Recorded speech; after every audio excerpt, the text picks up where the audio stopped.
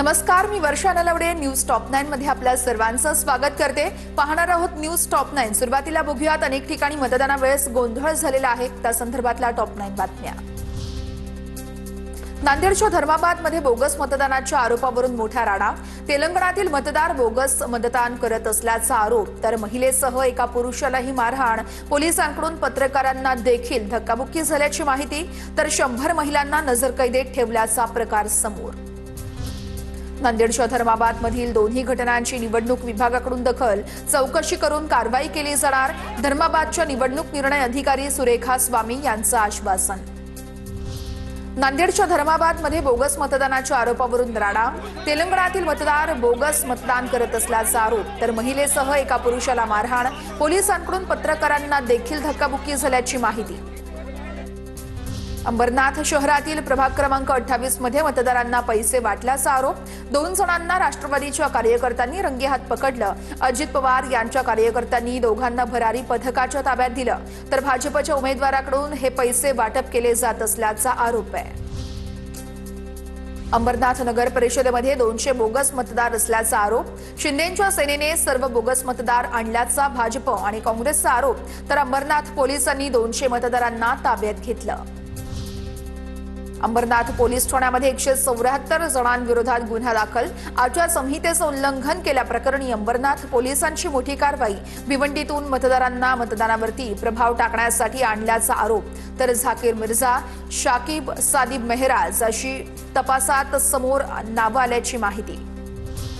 अंबरनाथ नगर परिषद निवडणुकीत मतदारांमध्ये मोठा गोंधळ. खोली क्रमांक न मिळाल्यानं मतदारांची धांदल. मतदारांची निवडणूक प्रशासनाच्या नियोजनावरती नाराजी. नाशिकच्या सिन्नरमध्ये प्रभाग क्रमांक 2च्या मतदान केंद्रावरती बोगस मतदार पकडले. बनावट आधार कार्ड बनवून मतदान करण्याचा प्रयत्न, तर निवडणूक अधिकाऱ्यांनी बोगस मतदाराला पोलिसांच्या ताब्यात दिलं. अकोल्याच्या बाळापूरमध्ये ईव्हीएममध्ये बिघाड झाल्यानं मोठा गोंधळ. बाळापूरमधील प्रभाग क्रमांक 4 मधील मशीनमध्ये तांत्रिक बिघाड, तर मतदान प्रक्रिया ठप्प पडल्याचीही माहिती. तर मतदानादरम्यानच काही ठिकाणी राडा झालेला आहे त्या संदर्भातल्या टॉप 9 बातम्या बघूया. जळगावच्या भुसावळमध्ये पोलीस आणि उमेदवारांमध्ये बाचाबाची. पवारांच्या राष्ट्रवादीचे उमेदवार भावना पाटील यांना केंद्रावरती आत येऊ न दिल्यानं बाचाबाची झाल्याचं समोर. अहिल्यानगरच्या कोपरगाव मतदान केंद्रावरती गोंधळ. भाजप आणि राष्ट्रवादीच्या उमेदवारांमध्ये बाचाबाची. मतदारांवरती उमेदवार प्रतिनिधी प्रभाव टाकत असल्याचा दोन्ही गटाचा आरोप.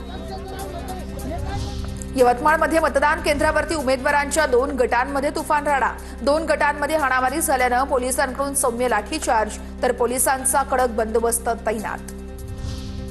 अंबरनाथमधील कोहसगाव परिसरामध्ये शिंदेंची सेना आणि काँग्रेस कार्यकर्त्यांमध्ये राडा. मतदारांना मतदान करून न दिल्याचाही आरोप, तर दोन्ही कार्यकर्ते आमने सामने. कोल्हापूरच्या गडहिंग्लजमध्ये मतदान केंद्रावरती गोंधळ. मतदान केंद्रात जाण्यावरून पोलिंग एजंट यांचा गोंधळ. पोलिसांनी हस्तक्षेप करत जमावाला पांगवलं. अहिल्यानगरच्या कोपरगावमध्ये ईव्हीएम मशीनवरील बटण दाबलं जात नसल्यानं गोंधळाचं वातावरण. मतदान केंद्रावरती गोंधळाचं चित्र समोर. वाशीमध्ये ठाकरे सेनेच्या उमेदवाराला धमकी दिल्याचा आरोप. भाजप उमेदवारांनी धमकी दिल्याचा आरोप, तर गुन्हाही दाखल.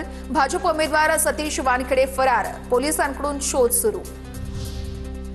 यवतमाळमध्ये ईव्हीएम मशीनमध्ये बिघाड. मतदान केंद्रावरती मतदारांच्या लांबच लांब रांगा लागल्या होत्या. प्रभाग क्रमांक 27 मधील ध्रुव प्राथमिक शाळेतील प्रकार समोर. साताऱ्याच्या फलटणमधील प्रभाग क्रमांक 13 मधील मतदान केंद्रावरती गोंधळ.